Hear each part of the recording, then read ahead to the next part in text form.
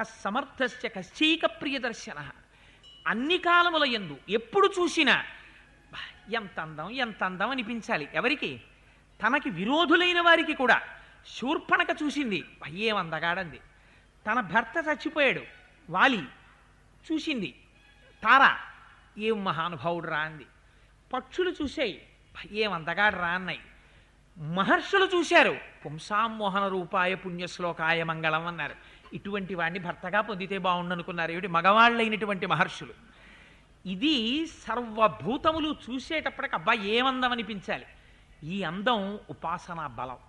ఒక చంద్రశేఖర పరమాచార్యులు వారు నడిచి వచ్చేస్తున్నారనుకోండి, అలాగా ఇంత బొట్టెట్టుకుని ఇలా విభూతి పెట్టుకుని ఇలా వంగిపోయి సత్యదండం పట్టుకుని నడుస్తున్నారనుకోండి, ఎటు నుంచి చూడండి వారిని, అబ్బా మహానుభావుడు మహానుభావుడు అనిపిస్తుంది. అది అందం అంటారా మీరు? కాదు. కశ్చైక ప్రియదర్శన. వారిని చూస్తే చాలు కష్టాలన్నీ పోతాయి. అందుకే ప్రయత్నపూర్వకంగా కొంతమంది దర్శనం చేస్తారు వెళ్ళి. ఎందుకు? వారి సన్నిధికి వెడితే చాలు, వారిని చూస్తే చాలు కష్టాలన్నీ పోతాయి. ఎప్పుడు వారు నిరంతర సంతోషి, అంత ఆనందంగా ఉంటాడు. నోరు విప్పితే భగవంతుడి గురించి మాట్లాడుతూ ఉంటాడు. అందరికీ హితం చెయ్యాలనేటటువంటి లక్షణంలో ఉంటాడు. అందుకని కశ్చైక ప్రియదర్శన.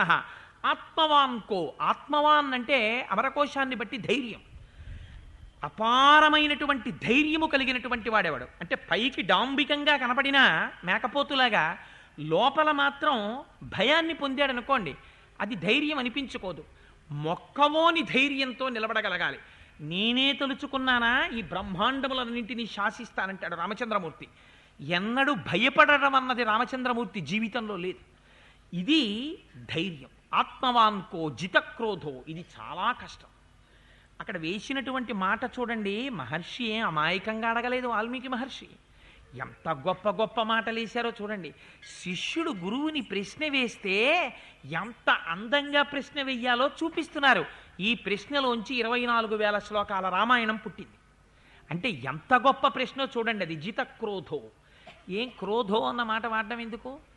క్రోధ అంటే కోపము కన్నా తీవ్రమైన స్వరూపానికి క్రోధమని పేరు. ఉత్తమే క్షణకోపశ్చా మధ్యమే ఘటికాత్వయం అధమే స్యాదహోరాత్రం పాపిష్టే మరణాంతక. ఒక్కొక్కడు ఉంటాడు, ఎప్పుడో జరిగిపోయిన విషయాన్ని చచ్చిపోయే వరకు తలుచుకు తలుచుకు తలుచుకు తలుచుకు బెంగపెట్టేసుకుని ఓ హరుస్తూనే ఉంటాడు. ఎప్పుడో అయిపోయిన విషయం ఇప్పుడు ఎందుకు అలరి? అంటే క్రోధం దీర్ఘకాలం ఉంటుంది. అది అలా ఉంది అంటే ఏమిటి దానికి గుర్తు? కామ ఉంది వెనకాతల, వాడికి కోరిక ఉంది, కోరిక తీరలేదు, క్రోధం పుట్టింది. అంటే ఇప్పుడు జితక్రోధో, క్రోధాన్ని జయించాడా అంటే వెన్ని జయించినట్టు అరిషడ్వర్గములను జయించాడు.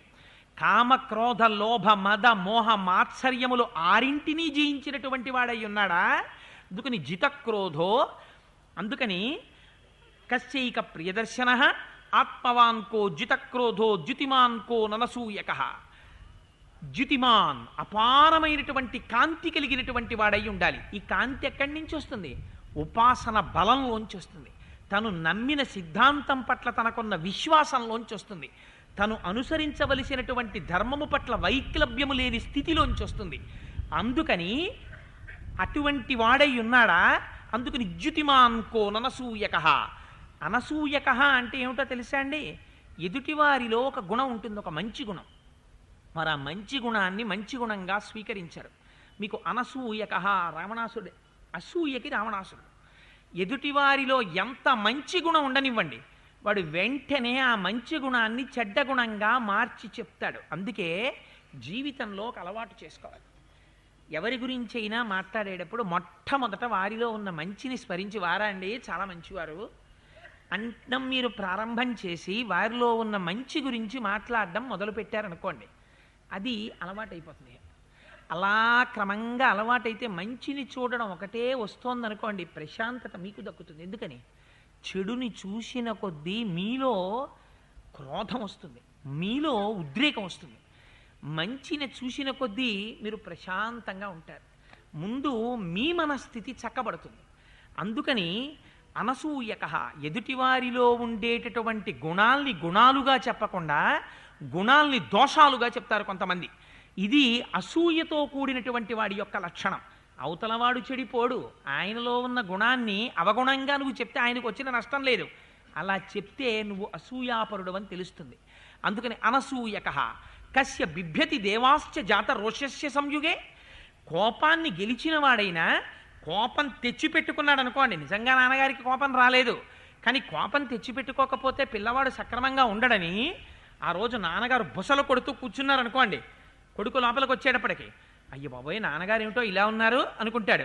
ఒక్క 10 నిమిషాలు నాన్నగారు కోపంగా మాట్లాడారు అనుకోండి, నిజంగా నాన్నగారికి కోపం ఉందా, ఏమీ లేదు, మళ్ళీ శుభ్రంగా ఆయన వెళ్ళిపోయి తన పూజ గదిలో కూర్చుని రామాయణం తీసుకుని ఆయన హాయిగా చదువుకుంటున్నాడు. ఎందుకు తెచ్చుకున్నాడు కోపం? ఆ కోపం తెచ్చుకున్నంత మాత్రం చేత బిడ్డలు భయపడాలి. ఈ కోపం తెచ్చుకోవడం దేని కొరకు? కోపం తెచ్చుకోవడం సమస్త జగత్తుని చక్కదిద్దడం కొరకు. ధర్మం తెలుసున్నవాడైతే అధర్మాన్ని చక్కదిద్దడానికి కోపం తెచ్చి పెట్టుకుంటాడు. తానే క్రోధమునకు వశుడైపోయాడు అనుకోండి, తానేం చక్కదిద్దుతాడు? తను ధర్మాధర్మములు మర్చిపోతాడు ఇంకా క్రోధం వచ్చేసిందంటే. అందుకని క్రోధమునకు వశుడు కాకూడదు, తెచ్చిపెట్టుకోవాలి. తెచ్చిపెట్టుకుని లోకమును రక్షించగలగాలి. అటువంటి వాడై ఉన్నాడా? అందుకని కస్య బిభ్యతి దేవాశ్చ జాత రోషస్య సంయుగే, కోపం తెచ్చిపెట్టుకున్నంత మాత్రం చేత దేవతలు కూడా గడగడలాడిపోయేటట్టుగా కోపం తెచ్చిపెట్టుకుని శాసించగలిగినటువంటి సమర్థత కలిగినటువంటి వాడి ప్రపంచంలో ఉన్నాడా? ఇప్పుడున్నాడా? ఉంటే ఆయన ఎవరో నాకు చెప్పవలసింది అన్నాడు. 16 గుణములు అడిగాడు మహానుభావుడు వాల్మీకి మహర్షి. ఈ 16 గుణములే 16 కళలు. ఈ 16 గుణములు ప్రతి మనుష్యుడికి ఉండాలి. కానీ దురదృష్టవశాత్తు 16 గుణములు పూర్ణముగా లేకపోయినా రామాయణాన్ని చదివితే, రామాయణాన్ని వింటే, అందులో రామచంద్రమూర్తి యొక్క జీవితం మనకి అర్థమైతే, అరే రే రాముళ్ళే మనం కనీసం ఈ ఒక్క విషయంలో మనం ఉండలేమా అని అనిపిస్తే, రామచంద్రమూర్తి యొక్క కటాక్షం దొరికితే ఎందుకు కాలేం? అందుకని రామాయణంలో 16 గుణములను అడిగారు. అడిగితే ఆయన అన్నాడు, ఆశ్చర్యపోయాడు ఎవరు? విన్నటువంటి నారద మహర్షి. ఎంత గొప్ప ప్రశ్న వేశావయ్యా వాల్మీకి! 16 గుణములు, ఇటువంటి గుణములున్నవాడు ఈ లోకములో ఈ కాలములో ఉండాలా? చాలా గొప్ప ప్రశ్న వేశావు. ఇది గురువు నోటి వెంట రావలసిన మొదటి మాట. శిష్యుడు ప్రశ్న వేసేటప్పటికీ భృకుటి ముకుడించి మొదలెట్టాడు రా మళ్ళీ వీడు అని గురువు బెంగ పెట్టేసుకునేటట్టు ఉండకూడదు. ఏమి ప్రశ్న వేశావురా అని అడగగలగాలి. బహవో దుర్లభాశ్చైవా ఏ త్వయా కీర్తితా గుణాః మునే వక్ష్యామ్యహం బుద్ధ్వా తైర్యుక్త శ్రూయతాం నరః. నువ్వడిగినటువంటి ఇన్ని గుణాలు ఒక్క నరుడిలో ఉండాలని అడుగుతున్నావు. కానీ ఉన్నాడు వాల్మీకి. నేను చెప్తాను ఎవరండి? ఎవరి భార్య వాల్మీకి మహర్షి ఆశ్రమంలో ఉందో ఆయన పేరే చెప్తున్నారు ఇప్పుడు. ఎంత ఆశ్చర్యపోవాలి వాల్మీకి మహర్షి! ఇది వాల్మీకి ఆశ్చర్యానికి కారణం. ఆయన ఎవరి గురించి చెప్తున్నాడు? ఇక్ష్వాకు వంశ ప్రభవో రామో నామ జనైశ్రుత నియతాత్మా మహావీర్యో ద్యుతిమాన్ ధృతిమాన్ వశి. నాయన ఇక్ష్వాకు వంశంలో రామచంద్రమూర్తి అనబడేటటువంటి పేరు కలిగినటువంటి వాడు జన్మించాడు. అయితే పెద్దలన్నారు, ఏం శ్రీ మహావిష్ణువు రామచంద్రమూర్తిగా జన్మించేటప్పుడు ఇక్ష్వాకు వంశాన్ని ఎందుకు ఎంచుకున్నారు అన్నారు. అనేక వంశాలు ఉన్నాయి కదా. రామాయణం ధర్మస్వరూపం. నీ ఇంట్లో నువ్వు కూడా అలా ఉండగలిగితే నీ ఇంట్లో కూడా భగవానుడు ఉదయిస్తాడు ఒకనాడు.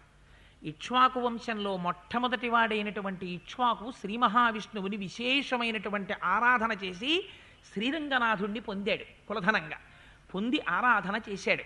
అందుకని అంతగా ఆరాధన చేసినటువంటి వంశం కనుక ఇక్ష్వాకు వంశంలో జన్మించట కాదుట. సూర్యమండలాంతర్వర్తిగా శ్రీమన్నారాయణోపాసన చేస్తారు. ఆ సూర్యవంశానికి చెందినటువంటి వారు కనుక ఇక్ష్వాకు వంశంలో జన్మించట. అందుకని ఆ ఇక్ష్వాకు వంశంలో పుట్టాడయా రామచంద్రమూర్తి. ఆ రాముడికి నువ్వు అడిగిన 16 గుణాలు ఉన్నాయి. ఎలా ఉన్నాయో చెప్పనా అని సంక్షేప రామాయణం చెప్పారు నారదుడు. సంక్షేప రామాయణం అంటే 24,000 శ్లోకాల్లో వాల్మీకి మహర్షి చెప్పినటువంటి రామాయణానికి ప్రాతిపదికగా కేవలం కథనంతటినీ కలిపి ఒక్క 100 శ్లోకములు కూడా దాటకుండా లోపుగా అందంగా కథని అందించారు. అందిస్తే దీన్ని విన్నారు. ప్రారంభం ఎక్కడ మొదలైంది? అందుకే 24,000 శ్లోకాలతో పూర్తి చేశారు. ప్రతి 1000 శ్లోకాలు గాయత్రీ మహామంత్రంలో ఉన్నటువంటి ఒక్కొక్క బీజాక్షరానికి వ్యాఖ్యానం. గాయత్రీ మంత్రానికి ఒక ప్రత్యేకత ఉంది. మిగిలిన మంత్రాల్లో ఒక బీజాక్షరం ఉంటుంది ఏదో, మిగిలిన అక్షరాలు బీజాక్షరాలు ఉండవు. ఆ బీజాక్షరానికి ఒక ఋషి ఒక దైవము ఉంటారు. గాయత్రీ మహామంత్రం అలా కాదు, 24 అక్షరాలు బీజాక్షరాలు. 24 బీజాక్షరాలకి గురువులు ఉంటారు, ఋషులు ఉంటారు, దైవం ఉంటారు. అందుకని గాయత్రీ మంత్రానికి ఉన్నటువంటి శక్తి పెద్దలు చెప్పడానికి కారణం అది. ఏ సంప్రదాయం వాళ్ళు కానివ్వండి, గాయత్రిని విడిచిపెట్టడానికి మాత్రం వీల్లేదు. గాయత్రి చేసి తీరవలసింది. రామాయణం కూడా ఒక్కొక్క బీజాక్షరాన్ని తీసుకుని 1000 శ్లోకాలు చెప్పారు. అందుకని గాయత్రీ మంత్రానికి వ్యాఖ్యానమే రామాయణం. అందుకని 24,000 శ్లోకాల్లోకి రామాయణం వచ్చింది. అందుకని మొట్టమొదట ప్రారంభం చేస్తూ గాయత్రీ మంత్రంలో మొట్టమొదటి అక్షరంతో ప్రారంభం చేశారు. అందుకే తపస్సాధ్యాయ నిరతం అంటూను. కాబట్టి ఈ నువ్వడిగినటువంటి 16 గుణములు కలిగినటువంటి వ్యక్తి ఈ కాలములో ఇప్పుడే ఇక్కడే ఉన్నారు. ఆయనే రామచంద్ర ప్రభువు అని వాల్మీకి మహర్షికి నారద మహర్షి ఉపదేశం చేశారు. నారద మహర్షి ఎప్పుడైతే రామచంద్రమూర్తి గురించి చెప్పారో పొంగిపోయాడు. బ్రహ్మతత్వం ఒకసారి అర్థమైందనుకోండి, ఏమవుతుంది? మనస్సు అపారమైనటువంటి ఆనందాన్ని పొందుతుంది. అందుకని విశేషమైన ఆనందం పొందాడు. ఇంత ఉపదేశం చేసినటువంటి నారదుడు రామాయణానికి ఉన్న గొప్పతనం అంతా ఇక్కడుందండి. గురువు దగ్గరికి వెళ్ళడం, గురువుని ప్రశ్న వెయ్యడం, గురువు దగ్గర నేర్చుకోవడంతో రామాయణం ప్రారంభం. ఇన్ని